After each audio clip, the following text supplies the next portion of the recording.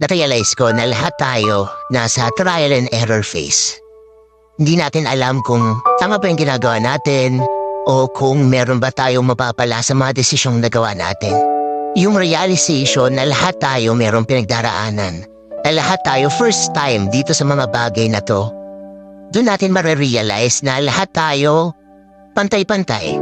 Kaya mahirap rin na i-compare yung sarili natin sa iba kasi mali mo yung chapter 1 mo, chapter 10 na pala niya.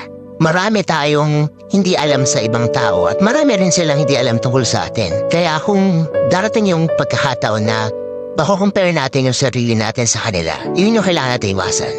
Mahirap pero kailangan eh. Kaya nga lagi nila sinasabi, compare mo yung sarili mo sa dating ikaw. Kasi dun mo makikita kung nag-improve ka ba, kung meron ba nangyari na maganda sa buhay mo, yung realization na lahat tayo may pinagdaraanan.